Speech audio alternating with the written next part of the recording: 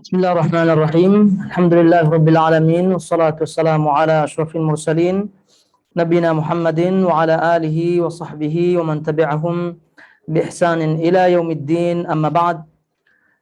Ayyuhal akhwatul akhawat, jamaah semua yang dirahmati Allah azza wajal, tentunya senantiasa kita bersyukur dan mengucapkan tahmid alhamdulillah atas segala nikmat Allah yang dengan nikmat tersebut apa yang atau kebahagiaan, kemudian juga apa yang kita inginkan terlaksana. Salah satunya adalah kajian rutin kita, di mana atas sebab taufik Allah Subhanahu wa taala sajalah kita mampu melanjutkan kembali kajian kita saat ini, dan semoga Allah Subhanahu wa taala senantiasa memberikan kita keikhlasan dalam ucapan dan juga amal perbuatan. Kemudian ayyuhal akhwat jamaah semua, jadi sekarang adalah pertemuan terakhir dari bahasan kitab Kasyfus Syubhat. Kalau tidak, yang lebih pasnya, yang lebih tepatnya adalah kajian bahasan risalah an-nafi'ah atau risalah kecil yang bermanfaat, kemudian risalah kecil yang sangat penting sebagai tambahan daripada bahasan kitab Kasyfus Syubhat, sebagaimana sudah kita ketahui bersama daripada kajian atau bahasan-bahasan yang lalu. Baik, jadi di halaman terakhir di buku yang dibagikan terjemahnya halaman 83 itu akan dibahas, kata beliau, sedangkan nifak. Berarti ini kaitannya dengan nifak. Baik, jadi ini beliau rahimahullahu taala sebagaimana kita ketahui membahas kaitannya dengan nawaqid, ya, pembatal keimanan, pembatal keislaman, daripada kesyirikan, daripada kekufuran, kemudian juga kemunafikan. Ya tentu kalau kita berbicara kaitannya dengan akidah, itu semua tidak jauh-jauh beda, tidak jauh-jauh bahasannya. Syirik, kufur, nifak, karena kaitannya dengan akidah. Namun tentu ini dijelaskan kembali oleh para ulama, karena diantaranya yang tiga istilah ini sudah kita isyaratkan sebelumnya ada perbedaan sedikit dari segi makna. Kalau tidak, hakikatnya sama, terutama kaitannya dengan ma'al, ya, tempat kembalinya. Ya, semua tempat kembalinya adalah neraka, kekal di dalamnya. Naudzubillah min dzalik. Baik. Nah, ini kaitannya dengan i'tiqadi, kaitannya dengan keyakinan.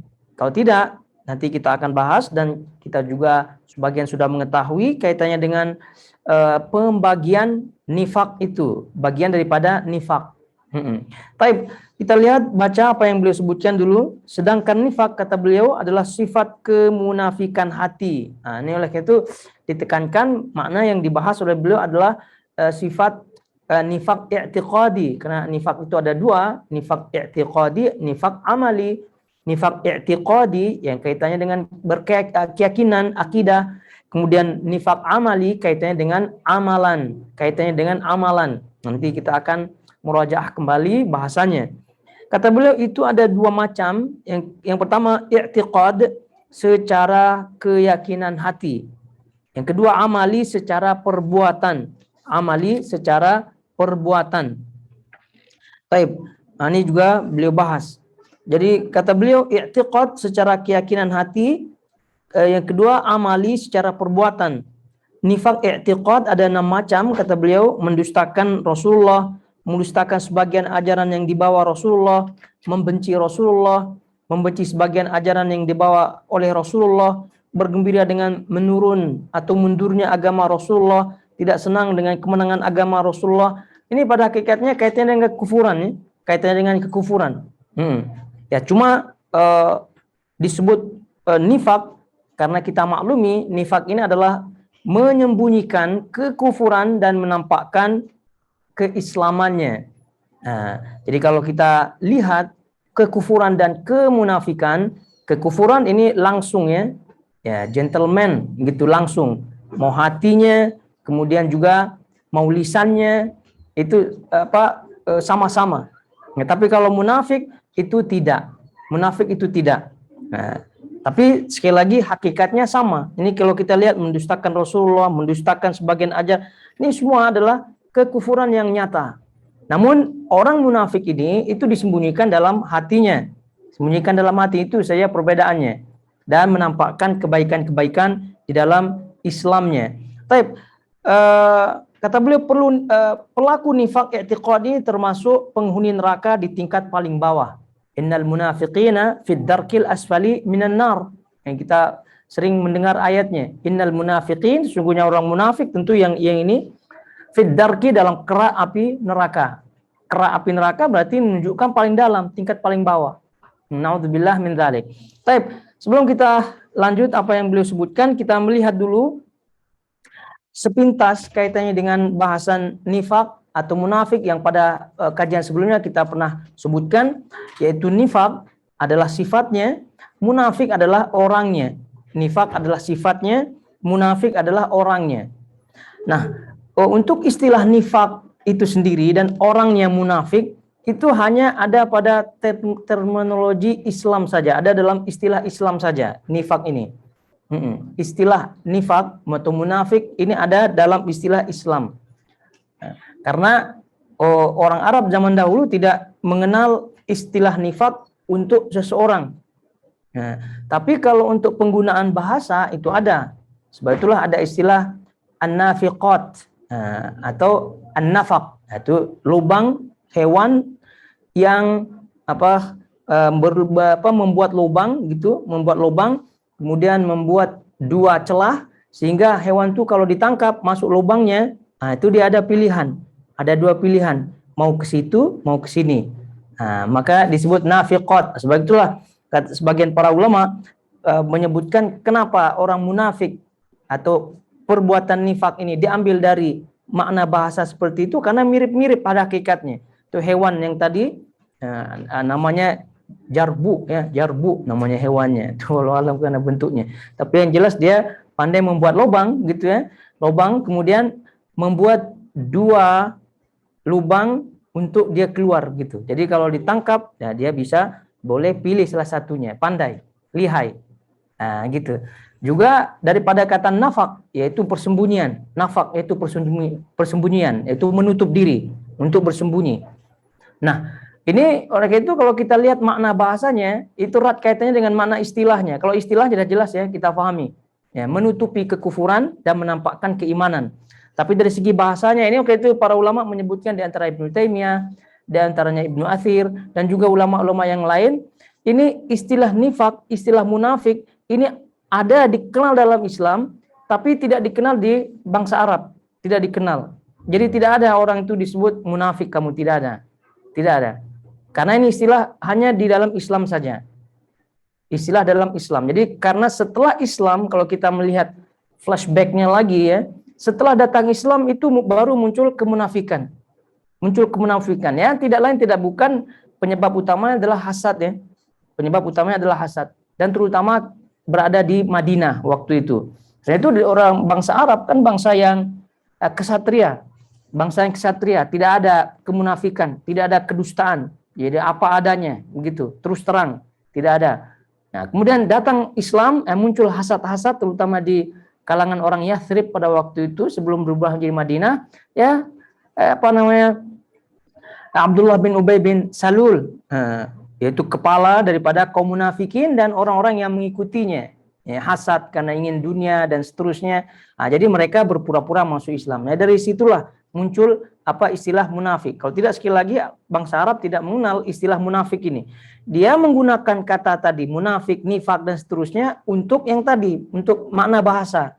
Nah, ada lubang untuk hewan, ada lubang untuk persembunyian. Maka saya itu terowongan, bahasa Arabnya terowongan? Nafak. Terowongan bahasa Arabnya ada nafak. Nah, begitu. Sebab itu ada nafak. Di Saudi itu ada nafak macam-macam namanya, nafak mina lah, nafak apalah begitu ya, terowongan. Nah, di situ untuk persembunyian, terowongan untuk persembunyian. Dan kalau kita melihat kaitannya dengan makna istilah, ya tentu kaitannya sangat erat sekali, wajar sehingga Islam menyebutkan orang yang menyembunyikan, pandai sembunyikan ini, itu namanya munafik atau bersifat nifak. Nah, begitu cerita penamaannya. Nah, namun itu adalah bagian daripada maklumat pengetahuan saja. Kalau tidak ya kita harus mengetahui hakikatnya tentunya. Baik.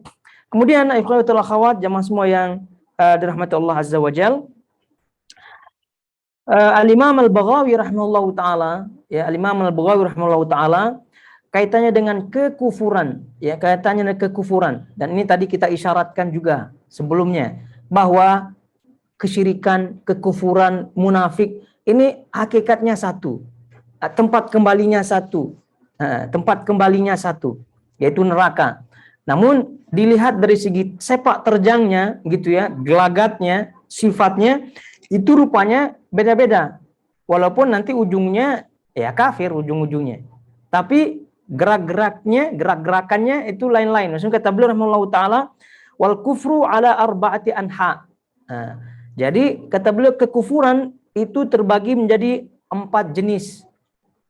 4 jenis. Kata beliau kufru ingkar. Kufur ingkar namanya, ingkar. Kemudian kufur juhud. Kufur yang namanya juhud. Ya, ini kan kata beliau kekufuran ada 4 jenis. Ada kekufuran jenisnya ingkar, kemudian kufur juhud, kekufuran jenisnya juhud, kufur inad, kekufuran jenisnya inad, dan yang terakhir kekufuran kufur nifak. Kekufuran kufur nifak nih, makanya sebab itulah nifak ini adalah atau munafik, kemunafikan bagian daripada kekufuran pada hakikatnya. Tapi supaya lebih jelas lagi apa yang 4 yang tadi disebutkan oleh Imam Al-Baghawi rahimahullahu taala, kita baca apa kata beliau. Fa kufrul ingkar, kata beliau.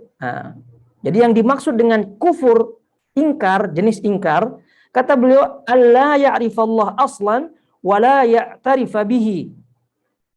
Yaitu tidak mengetahui Allah, dan tidak mengakuinya. Tidak mengetahui Allah dan tidak mengakuinya. Maka ini jenis kufur ingkar namanya, kata beliau. Tidak mengetahui Allah dan tidak mau mengakuinya. Tidak mau mengakuinya. Itu nama kufur ingkar. Kemudian kata beliau wa kufrul juhud. Wa kufur juhud. Kufur yang jenis juhud. Apa maknanya? Kata beliau an ya'rifallaha ta'ala biqalbihi wa la yuqirru bilisanihi ka kufri iblis. Mengetahui Allah Subhanahu wa taala dengan hatinya, mengetahui dan mengakui Allah Subhanahu wa taala dengan hatinya, dengan hati, wala yuqirru bilisanihi, tapi tidak mengakuinya dengan lisan. Tidak mengakui, tidak mau mengakui dengan lisan. Tidak mau mengucapkan Allah itu sebagai yang berhak disembah. Tapi dalam hatinya yang ngaku. Gitu kan? Kata beliau ka kufri iblis, seperti jenis kekufuran iblis. Wa kufril yahud, seperti juga kekufuran bangsa Yahudi. Jadi itu kata beliau, itu namanya kufur juhud namanya. Kufur juhud. Kemudian yang ketiga ada kufur inad. Jenis kufur inad. Apa kufur inad? Kata beliau an ya'rifallah biqalbihi wa ya'tarifa bilisanihi wa la yadina bihi. Yaitu mengetahui, mengakui Allah dengan hatinya, juga mengakui dengan lisannya, mengakui dengan lisannya, gitu. Wala yadina bihi, tapi tidak meyakini itu sebagai agamanya, tidak mengambil sebagai agama. Ada apa tidak seperti ini? Maka disebut kufur inad. Ka kufri Abi Thalib. Seperti kekufuran, jenis kekufuran Abu Thalib. Ini kalau kita melihat Abu Thalib gitu kan, paman Nabi. Itu jenis kekufurannya. Kalau ditanya, betul tidak Nabi Muhammad ini? Betul katanya. Dengan hati, dengan lisan. Tapi tidak diambil sebagai agama. Terus lalu agamanya apa? Agama nenek moyangnya. Maka ini namanya kufur inad. Kufur inad. Dari kata-kata inad. Ngeyel. Atau bahasa Melayu degil ya. Gitu. Kalau ditanya iya, tapi tak mau ikut. Itu kufur inad namanya. Seperti kufur Abi Thalib. Yang terakhir kufur nifak. Ini yang jadi bahasan. Kekufuran jenis nifak. Yaitu kata beliau an yaqirra bil lisan, mengakui dengan lisan, biasa, mengakui dengan lisan, wala ya'taqida bil qalbi, wala ya'taqidu tidak meyakini dengan hati. Tidak meyakini dengan hati. Nah, ini udah jelas ya. Ini namanya kufur jenis munafik. Jadi kalau kita lihat ini dari segi gerak-gerakannya begitu ya. Kalau tidak hakikatnya satu. Ujung-ujungnya tidak mau, begitu kan? Ujung-ujungnya tidak mau. Tapi ya namanya jenis-jenisnya semacam itu ya persis sesuai dengan apa yang beliau sebutkan. Ada yang jenisnya ingkar, ada yang jenisnya juhud, ada yang jenisnya inad, ada yang jenisnya nifak atau munafik. Kemudian di sini kata para ulama sebagaimana yang disebut oleh Al-Imam atau Syekh As-Sa'di rahimahullahu taala, wa'lam anna an-nifaq huwa idharul khair wa ibtan asy-syarr, kata beliau. Ketahuilah bahwasanya kemunafikan itu adalah menampakkan kebaikan dan menyembunyikan keburukan. Menyembunyikan keburukan, kejahatan. Wa yadkhulu fi hadha at-ta'rif an-nifaq al-i'tiqadi. Dengan ta'rif definisi ini maka masuk di dalamnya nifaq i'tiqadi wan nifaq amali, dan masuk juga di dalamnya nifaq amali. Karena yang tadi kita sebutkan, nifak itu kan menyembunyikan gitu. Menyembunyikan apa? Pasti yang disembunyikan keburukan. Nah, cuma keburukan jenis apa? Ya, kalau keburukan jenisnya adalah kaitannya dengan keyakinan, maka tentu ini adalah nifak i'tiqadi. Kalau yang disembunyikan adalah jenisnya keburukan amali, maka masuk di dalamnya nifak amali. Oleh karena itu, dari segi definisi ini kata beliau, nifak definisinya adalah menampakkan kebaikan, menyembunyikan keburukan dan kejahatan, maka kedua kemunafikan jenis nifak ini masuk di dalamnya. Nah, ini tentu kita bahas ya supaya kita paham. Walaupun memang yang paling bahaya adalah nifak i'tiqadi, nifak i'tiqadi, tapi juga dalam masa atau waktu yang sama kita harus meyakini juga bahwa nifak amali ini juga tidak main-main. Nah, ini masuk tentu kategori dosa besar. Kemudian ayyuhatul akhwat, jamaah semua yang dirahmati Allah Azza wa Jalla, para ulama menyebutkan khuturatun nifaq, yaitu bahaya daripada kemunafikan yang tadi kita sebutkan, baik yang amali maupun i'tiqadi, itu sama-sama bahaya. Sama-sama bahayanya. Jadi kata beliau, Nabi SAW menyebutkan, akhwafu ma akhafu ala ummati kullu munafiqin alimul lisan. Nah, jadi yang paling aku takutkan atas umatku, kata beliau Nabi SAW, adalah setiap munafik yang alimul lisan, pandai bersilat lidah. Pandai bersilat lidah. Jadi waruya an Umar annahu qala 'ala al-mimbar, diriwayatkan daripada Umar bin Khattab radhiyallahu ta'ala anhu ketika beliau berada di atas mimbar dan beliau membacakan hadis ini, qalu kaifa yakunul munafiqi aliman, beliau ditanya, Umar ditanya, bagaimana seorang munafik itu aliman, alim, pandai. Kata beliau, yatakallamu bil hikmah wa ya'malu bil jawr au qala al munkar. Jadi pandai mengatakan kata-kata hikmah tapi dia menyelisihinya dan juga mengingkarinya. Itu salah satu di antara definisi maksud daripada alimul lisan. Juga para ulama menyebutkan kaum munafikin yang pandai bersilat lidah adalah mereka-mereka yang memiliki ilmu, konon ilmu agama, namun diputar-putar sesuai dengan keinginannya, sesuai dengan pesanan. Siapa yang memesan atau sesuai keadaan yang ya sesuai dengan nafsunya dan seterusnya. Baik. Kemudian juga hadis yang diriwayatkan oleh Imam Al-Bukhari rahimahullahu taala daripada Hudzaifah ibnul Yaman radhiyallahu taala anhu, qal innal munafiqin al-yawm. Kata Hudzaifah ini, ucapan Hudzaifah ibnul Yaman, beliau mengucapkan innal munafiqin al-yawm syarrun minhum ala ahdin Nabi sallallahu alaihi wasallam. Sesungguhnya orang-orang munafik pada zaman atau hari ini lebih buruk, ya, lebih jahat daripada munafik di zaman Nabi Shallallahu Alaihi Wasallam. Kanu yauma idzin yusirrun wal yaum yujhirun. Karena di zaman Nabi SAW mereka menyembunyikan, merahasiakan kemunafikannya. Tapi sekarang mereka menampakkan. Sekarang mereka menampakkan. Ini di zaman Hudzaifah. Hudzaifah kita tahu sahabat Nabi SAW, sahibus sir. Dialah yang memegang rahasia-rahasia Nabi SAW, terutama terkait nama-nama, list nama kaum munafikin di zaman Nabi. Ini kata beliau radhiyallahu taala anhu, bahwa setelah Nabi SAW wafat, di zaman beliau, ya tentu di zaman tabi'in, itu kemunafikan itu lebih dahsyat, lebih buruk, lebih lebih parah, ya, daripada di zaman Nabi SAW. Kenapa? Alasannya tadi, kalau di zaman Nabi sembunyi-sembunyi, kalau sekarang di zaman beliau katanya itu terang-terang. Itu di zaman Hudzaifah yang tergolong zamannya secara umum adalah zaman emas. Itu tidak. Nah, zaman emas, khairul qurun, sebaik-baik zaman. Apalagi di zaman kita sekarang, dan buktinya memang banyak gitu, ya. Buka internet dah pening kepala kita. Ya, melihat kemunafikan yang langsung dinampakkan. Kemunafikan yang bahkan di campaign, ya, dikampanyekan gitu.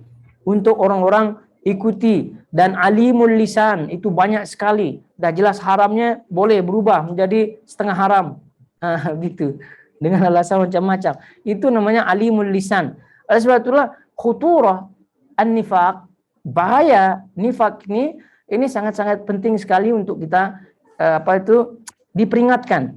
Ya, terutama agar kita waspada di sekeliling kita bahwasanya kemunafikan dan bahkan sifat kemunafikan ini itu akan ada sampai akhir sampai akhir zaman, sampai kiamat nanti kemunafikan akan ada. Kemunafikan ada, baik yang i'tiqadi maupun yang amali. Kemudian ayunkhiwatul akhawat, jamaah semua yang dirahmati Allah Azza wa Jal, kalau kita melihat Al-Quran menyebutkan kaum munafikin itu tentu banyak, ya. Kaum munafikin atau nifak ini banyak, dan sifat-sifatnya terutama nifak al-akbar, ya, nifak atau kemunafikan, nifak i'tiqadi, nifak yang besar yang mengeluarkan seorang daripada Islam. Kita melihat sifat-sifatnya yang disebut oleh Allah Subhanahu wa taala di dalam Al-Qur'an. Kalau kita melihat Al-Baqarah ayat 8 contohnya, di sini wa minan nas man yaqulu amanna billahi wa bil yaumil akhir wa ma hum bimumin. Ada di antara segolongan manusia, yaitu orang munafik, mereka mengatakan aku beriman, kami beriman kepada Allah, beriman kepada hari akhir, wa ma hum bimumin, tapi mereka pada dasarnya tidak beriman. Maka di sini sifatnya adalah yaqulun bi alsinatihim ma laisa fi qulubihim. Mereka mengucapkan dengan lisannya apa yang tidak ada dalam hatinya. Itu sifatnya yang pertama. Itu mengucapkan dengan lisannya sesuatu yang tidak ada dalam hatinya. Ya tadi, mengucapkan kami beriman kepada Allah, juga kepada hari akhir, tapi pada dasarnya itu tidak ada dalam hatinya. Wa ma hum bimumin, mereka tidak beriman pada asalnya. Kemudian juga dalam surah Al-Baqarah ayat 11 disebutkan sifatnya adalah al-ifsad fil ard. Berbuat kerusakan di muka bumi, berbuat kerusakan. Wa idza qila lahum la tufsidu fil ard qalu innama nahnu muslihun. Jadi apabila mereka dikatakan kepada mereka jangan berbuat kerusakan di muka bumi, mereka mengatakan justru kami yang memperbaikinya, katanya. Justru kami yang memperbaikinya. Jadi bagaimana bentuk ifsad, kerusakan di muka bumi? Ya tentu tidaklah menebang pohon, gitu ya, tidaklah menggali sana, menggali sini, tidak. Tapi ifsad fil ard itu dengan rusaknya keyakinannya, maka itulah yang akan menyebabkan tatanan sosial kemasyarakatan akan rusak. Jadi tadi udah bersatu begitu kan, terus ada penyusup, musuh dalam selimut. Nah, itu jadi kerusakan jadinya, kerusakan. Dan bahkan kerusakannya lebih dahsyat lagi karena mereka mengklaim diri mereka lah yang menjadi muslih, yaitu orang yang memperbaiki. Nah, ini Nabi SAW datang, ya, case-nya di Madinah, membuat suatu negeri, ya, membuat kebaikan gitu untuk semua manusia, rahmatan lil alamin. Datang ini yang namanya kaum munafikin musuh dalam selimut, bagaimana tidak rusak? Rusak. Bahkan kita tahu sendiri ya, sejarah perang Uhud, di mana Nabi SAW sudah bersiap-siap dengan pasukannya, sekitar 1.000 pasukan lebih bersiap-siap. Ternyata itu ada sekian ratus dari pasukan yang munafik atau yang ikut-ikutan munafik, yang tidak ikut atau mengundurkan diri, sekitar ratusan. Nah, itu sudah berbuat kerusakan dan terbukti memang ya pada awal-awalnya Nabi SAW kalah. Baik, ala kulli hal. Kemudian di antara sifatnya juga yang disebut oleh Allah Subhanahu wa taala dalam surah Al-Baqarah, al-istihza bil mu'minin, mengolok-olok kaum mukminin, mengolok-olok kaum mukminin. Wa idza laqul ladzina amanu qalu amanna wa idza khalau ila syayatinihim qalu inna ma'akum innama nahnu mustahzi'un. Jadi jika mereka berjumpa dengan orang mukmin, mereka mengatakan kami beriman. Tapi jika mereka kembali kepada setan-setan mereka, kawan-kawan mereka, jadi mereka mengatakan kami bersama kalian, begitu, kami loyal bersama kalian, tapi ya kami sekedar hanya ngolok-olok saja, ya gitu. Nah, ini tentu kaum munafikin, al-istihza bil mu'minin, mengolok-olok kaum mukminin. Kemudian juga di antaranya adalah al-halif kadziban. Ya, jadi mereka di antara sifat-sifatnya yang disebut dalam Al-Quran, ya tentu banyak ya, ini sebagian saja kita sebut, yaitu bersumpah ya, tapi dusta, bersumpah dusta. Dan ini yang disebut oleh Allah Subhanahu wa taala dalam surah Al-Munafiqun ayat 2. Al-Munafiqun ayat 2. Yang kita tahu ya, sampai karena bahayanya dan juga merajalelanya si nifak atau kaum munafikin di zaman Nabi SAW, maka Allah menurunkan satu surah penuh di dalam Al-Quran dan dinamakan dengan surah Munafiqun. Nah, kita tahu, ini sering kita baca surah Munafiqun. Nah, ini salah satu sifatnya disebut di situ, ittakhadhu aymanahum junnatan fasaddu an sabilillah innahum sa'a ma kanu ya'malun. Jadi mereka menjadikan aiman, sumpah-sumpah mereka itu junnah, sebagai perisai. Ya, agar mereka selamat gitu kan. Kalau ditanya kamu betul-betul beriman apa tidak, ya saya beriman demi Allah, begitu ringan menyebutkan demi Allah, demi Allah. Nah, untuk apa? Untuk keselamatan mereka. Nah, tapi ujung-ujungnya mereka rupa-rupanya itu menghalang dakwah Nabi SAW. Juga di antara sifatnya yang disebut oleh Allah Subhanahu wa taala, biasa muwalatul kafirun, loyal kepada kaum kafir, membantu mereka untuk tentunya mengalahkan kaum mukminin. Untuk mengalahkan kaum mukminin. Bagaimana peristiwa fakta ya ketika perang Khandaq, ya, perang Khandaq atau perang Ahzab. Perang Ahzab. Jadi tidak mungkin orang munafikin itu mampu atau bisa masuk Madinah kecuali ada bantuan daripada kabilah-kabilah orang-orang atau Yahudi, kemudian kaum munafikin. Itu yang disebut dalam surah An-Nisa ayat 137, 140. Nah, jadi situ boleh dibaca di situ ya, surah An-Nisa ayat 137 sampai 140, bagaimana bentuk mualat. Jadi loyal kaum munafikin bersama kaum kufar untuk mengalahkan kaum mukminin. Kemudian selanjutnya sifat-sifatnya adalah syaqqa sufuf al-mu'minin, memecah belah barisan kaum mukminin, memecah belah barisan kaum mukminin. Ini disebut dalam surah Al-Ahzab ayat 19 ayat 20. Kemudian meninggalkan Allah dan Rasulnya, meninggalkan Allah dan Rasulnya di dalam berhukum. Artinya mereka tidak berhukum dengan hukum Allah dan Rasulnya, sebagaimana yang disebut dalam surah An-Nur ayat 47 dan sampai 49. Kemudian juga sifatnya adalah al-farah bi kulli musibatin tusibul mu'minin, yaitu bergembira, senang dengan musibah yang dialami oleh kaum mukminin, senang dengan musibah yang dialami oleh kaum mukminin. Dan juga yang lain-lain daripada apa yang disebut dalam Al-Quran, banyak sekali kaitannya dengan kaum munafikin.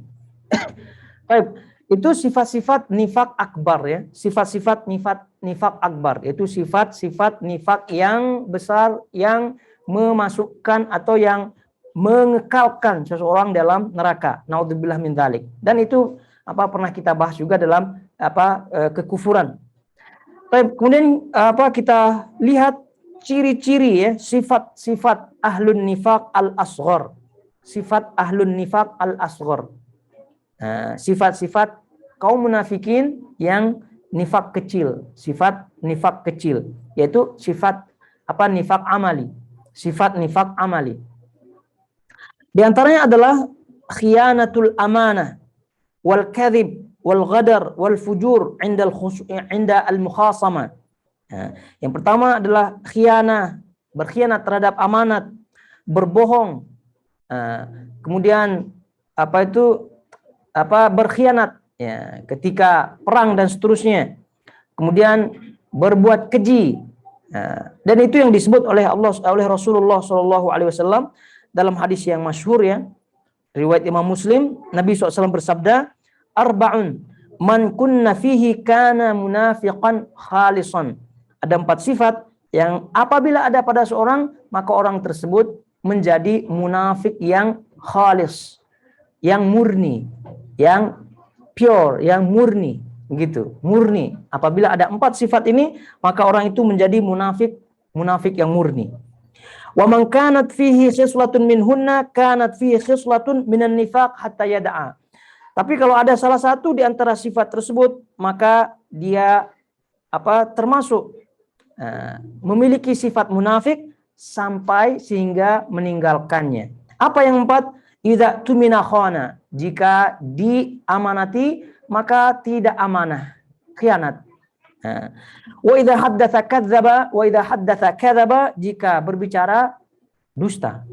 Wa idza ahada ghadara, jika berjanji, buat perjanjian, ghadar. Itu mudah untuk memutuskan perjanjiannya, berkhianat. Wa idza khasama fajar, jika dia ada perselisihan, maka dia berbuat kejahatan. Jadi ada berselisih sedikit, dia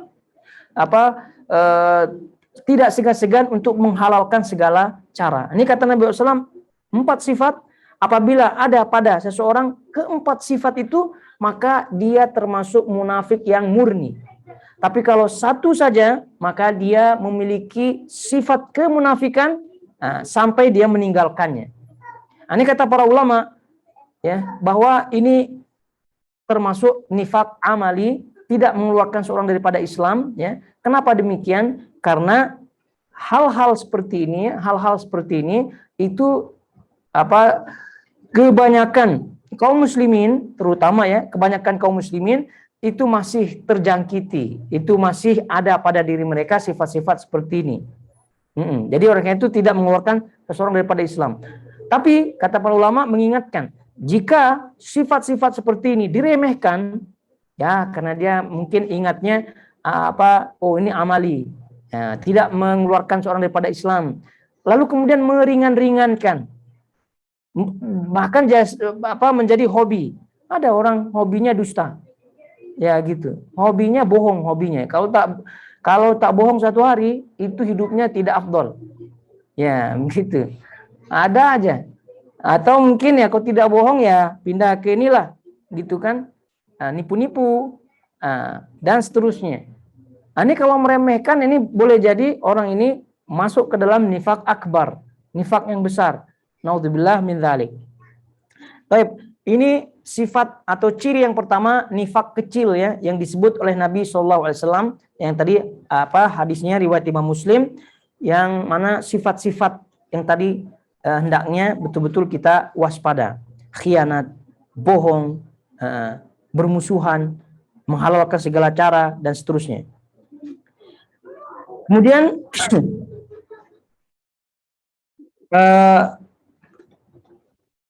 di antara sifatnya adalah at-takhalluf 'anis shalah wa khususan salatul fajri wal isya. Tidak menghadiri salat jamaah, terutama salat subuh dan salat isya. Ini semua ada disebutkan dalam hadis Nabi SAW. Hadis riwayat Imam Bukhari.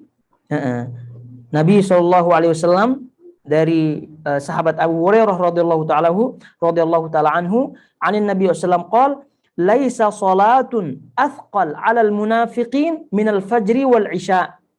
Tidak ada salat yang paling berat yang dikerjakan oleh orang-orang munafik kecuali salat subuh dan salat isya. Nah, ini berarti kalau ada orang yang berat-berat salat subuh, salat isya dan malas pergi ke masjid, ini tidak disebut pergi ke masjid. Dari mana tahu di masjid? Ini memang sudah tidak perlu dijelaskan ya, karena di zaman Nabi SAW itu semua sahabat sholatnya di masjid. Nah, jadi kalau udah sholat di rumah itu confirm malas. Kalau udah sholat di rumah itu confirm munafik. Nah, begitu dia. Jadi apalagi ini sholat fajar, sholat isya. Jadi mereka berat sekali ya. Karena apa? Karena di zaman tersebut belum ada lampu. Ya, kalaupun ada lampu yang remang-remang lah, begitu kan tidak jelas. Muka fulan tidak jelas. Jadi karena itu ya, untuk apa dia nipu-nipu, untuk apa dia action gitu kan? Oleh karena itu kalau dia action di kegelapan, maknanya actionnya tidak berhasil gitu. Mafi faedah. Sebab itulah dia berat sekali gitu. Karena kecuali kalau zuhur ya, zuhur, asar, maghrib, ya boleh-boleh lah. Tapi itu pun sudah berat sedikit ya, udah gelap. Nah, zuhur, asar ini memang ya faedah besar lah gitu kan untuk action. Tapi ini fajar isya memang gelap betul-betul gitu. Sudahlah action, tidak ada faedah, sudah berat. Nah, gitu. Nah, ini sebetulnya ini at-takhalluf 'ani sholat, tidak pergi sholat berjamaah di masjid. Nah, itu bagian salah satu di antara sifat kaum munafikin. Nah, itu hati-hati. Kemudian selanjutnya mulaqatun nas biwajhain. Berjumpa dengan manusia atau berjumpa dengan orang-orang biwajhain dengan dua wajah. Maksudnya apa? Nah, di fulan katanya lain, di fulan katanya lain. Nah, itu dia. Nabi SAW mengatakan atau bersabda dalam hadis yang sahih, Nabi SAW menyebutkan, watajiduna syarrun nas dzal wajhain, dan kalian akan menjumpai syarrun nas, manusia yang paling buruk, yaitu dzal wajhain, yaitu yang memiliki dua wajah. Alladzi ya'ti haula biwajhin wa ya'ti haula biwajhin, yaitu mereka-mereka yang datang kepada orang dengan muka lain, dengan orang lain mukanya lain, ya seperti tadi. Ya, seperti tadi yang di fulan kata-katanya lain. Oh benar. Di fulan katanya tidak benar.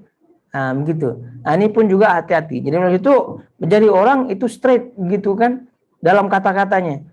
Nah, mau pahit mau manis itu harus betul-betul lurus begitu. Jangan di depan fulan untuk mengambil hati fulan. Oh ya.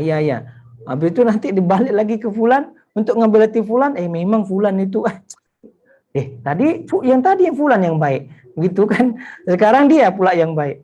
Itu masalah. Jadi jadilah orang yang lurus-lurus saja. Ya, kalau mau mengambil hati, ya bolehlah mengambil hati, tapi janganlah sampai merubah makna. Gitu kan, merubah maknanya.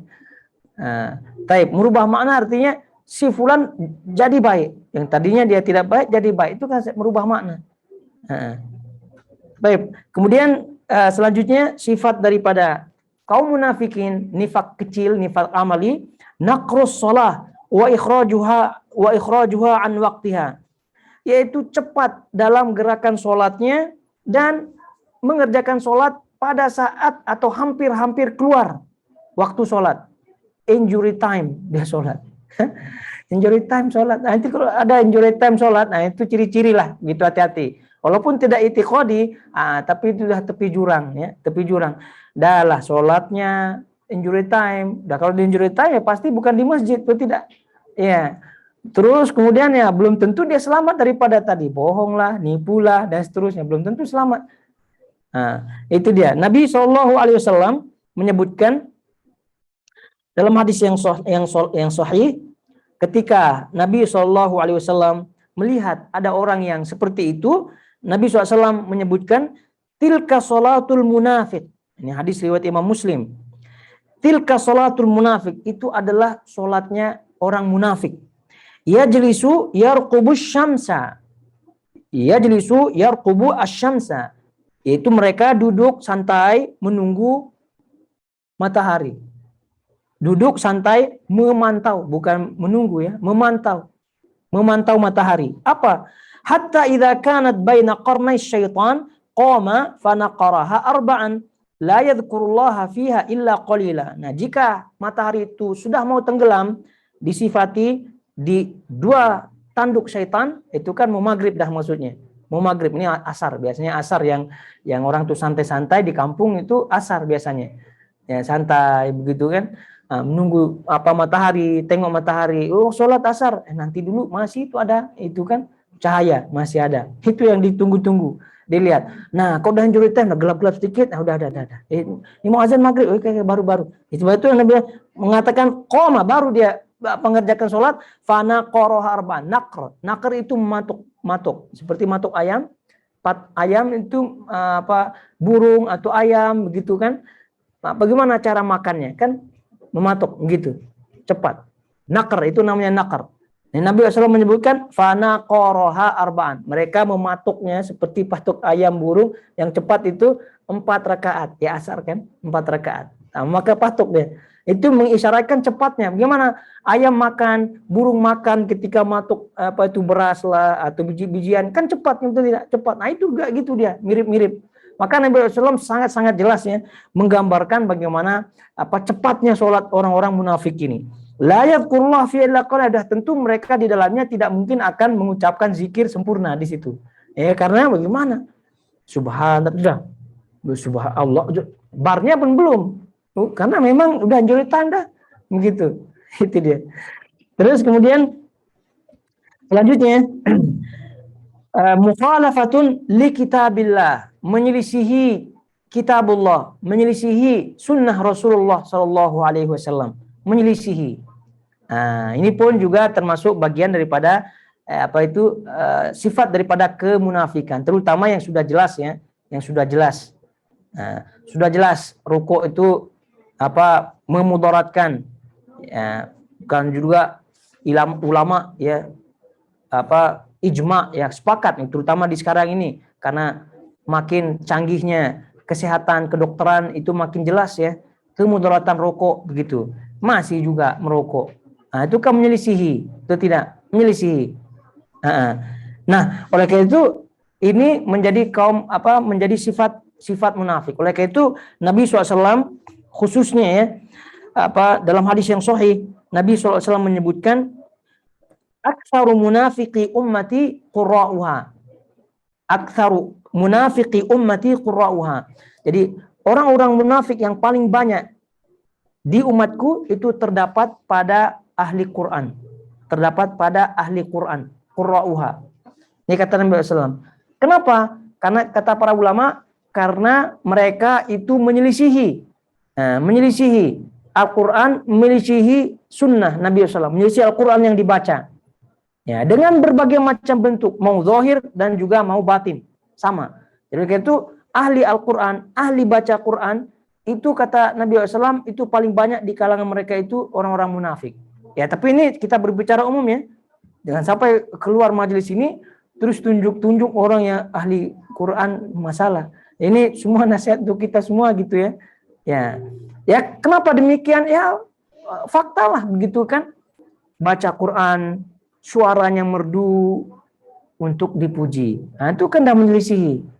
Dan itu betapa banyak baca Quran begitu untuk dibayar.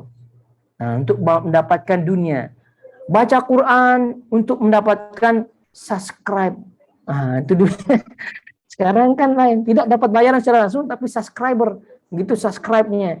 Apalagi viewer-nya gitu supaya banyak. Gitu, endorse-nya banyak, gitu. Jadi kayak itu sudah diupload, dia punya qiraah, kok tidak ada like-nya begitu kan?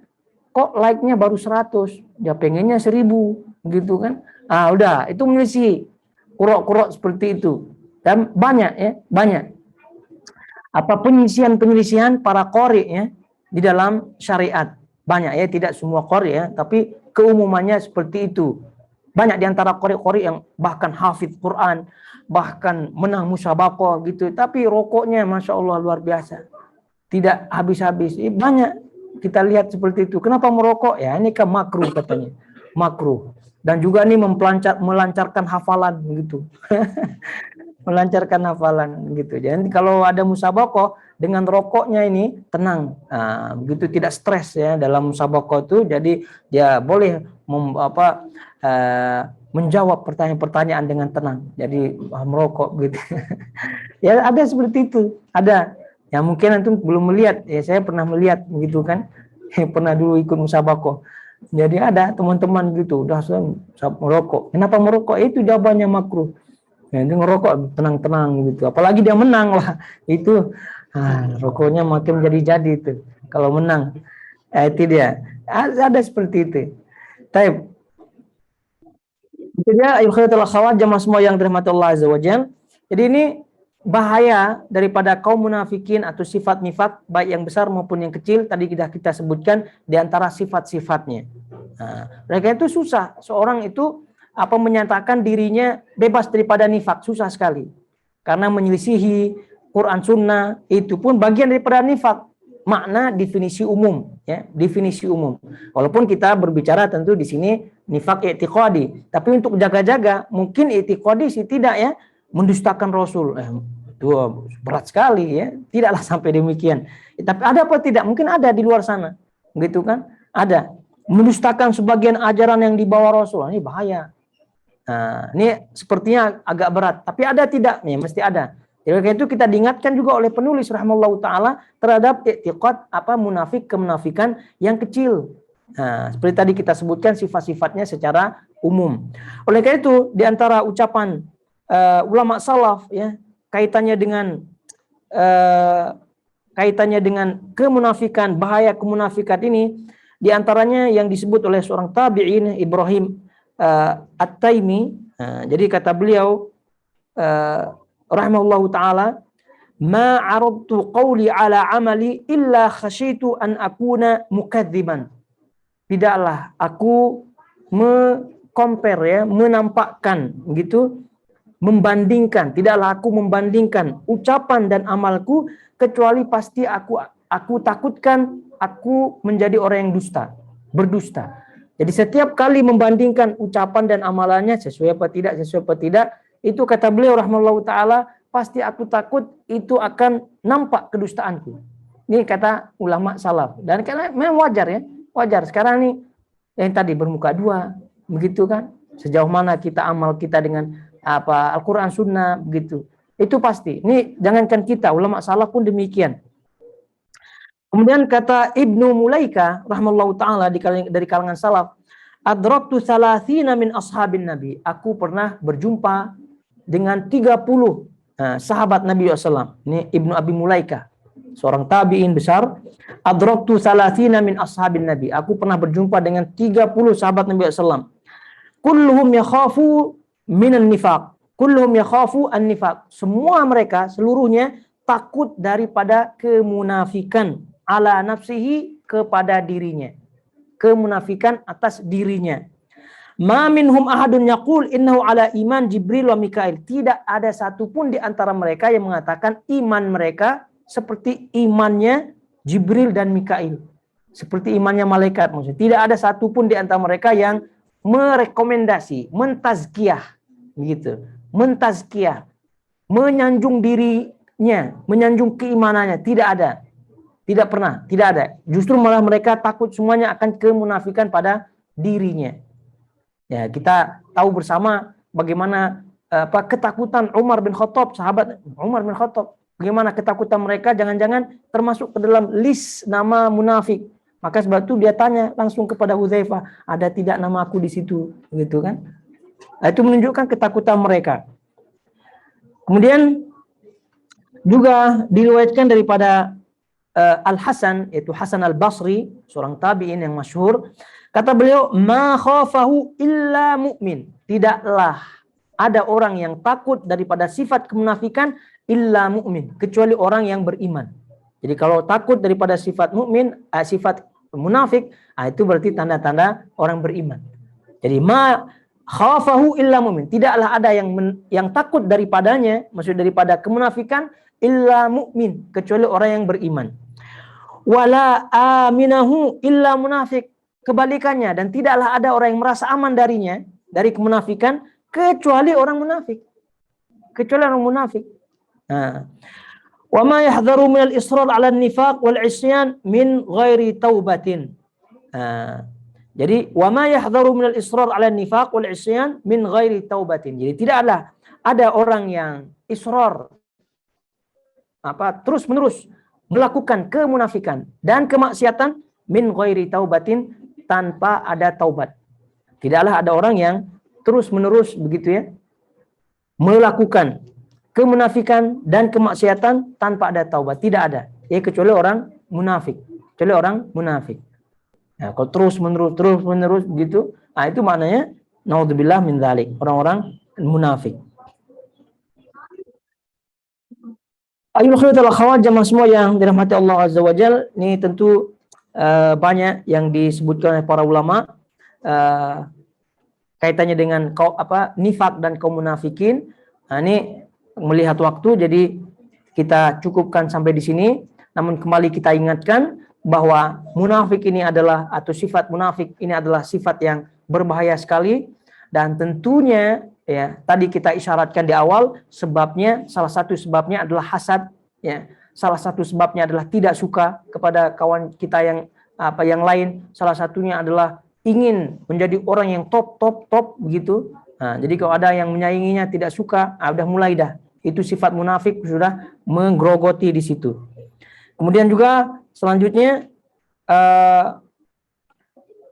terakhir, bagaimana cara kita untuk terjauh daripada sifat munafik ini? Dengan ringkas kita sebutkan sebagaimana disebutkan para ulama, adalah al-i'tisam bihablillah, berpegang teguh dengan tali Allah dan selalu taat kepada perintahnya, mengikuti perintahnya dan menjauhi larangannya.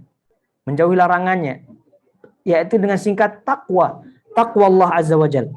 Jadi kalau dah takwa Allah Azza wa Jalla, itu mengikuti perintah Allah, perintah Rasulnya semaksimal mungkin. Kemudian yang kedua, su'alullah al-hidayah, senantiasa minta kepada Allah untuk diberikan hidayah. Ini masalah salah paham kadang-kadang. Hidayah itu untuk non-muslim katanya. Ya, jadi terus kita minta apa? Hidayah itu semua kita minta, ya kita perlu. Walaupun sudah jadi muslim, hidayah itu tetap kita perlukan. Hidayah, man yahdihillah fala mudhillalah wa man yudlil fala hadiyalah. Innal hamdalillah. Ini kita sering mendengar khutbah seperti itu, itu menunjukkan kita sangat-sangat berhajat kepada hidayah dan taufik Allah Subhanahu wa taala, sehingga senantiasa kita berdoa agar kita diberikan petunjuk olehnya untuk menjauhkan sifat kemunafikan ini.